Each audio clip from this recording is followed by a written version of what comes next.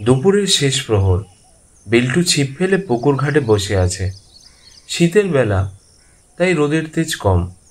আজ যেন কিছুতেই মাছগুলো টোপ গিলছে না। অন্যদিন বিল্টুরা 4-5 জন মিলে আসে, আজ একাই এসেছে।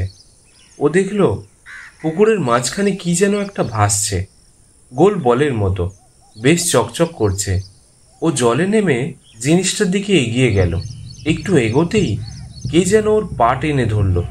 বিল্টু প্রাণপণে চেষ্টা করতে লাগলো জল থেকে উঠে আসার, কিন্তু যত চেষ্টা করতে লাগলো তত জলের অতলে তলিয়ে যেতে লাগলো। কিছু যেন ওকে টেনে নিয়ে যাচ্ছে জলের গভীরে।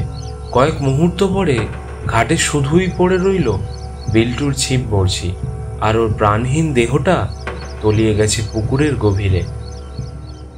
হ্যালো এভরিওয়ান, আমি অর্ণব চলে এসেছি প্রেত প্রহরের নতুন এপিসোড নিয়ে।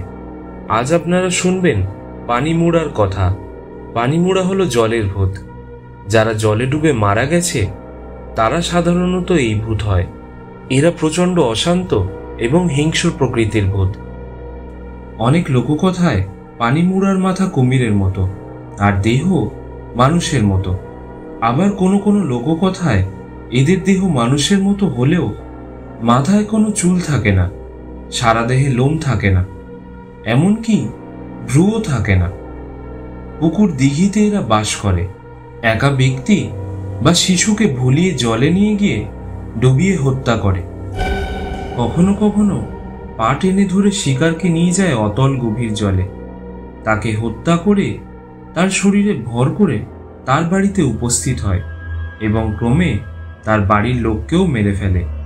অশান্ত ও অত্যন্ত ক্রূর স্বভাবের জন্য অন্যান্য ভূতেরাও এদেরকে অপছন্দ করে। অঞ্চলভেদে এদেরকে দেও, হাঁড়াভূত ইত্যাদিও বলা হয়। তবে বউয়ের চেয়ে অশান্ত বোধহয় এরাও নয়।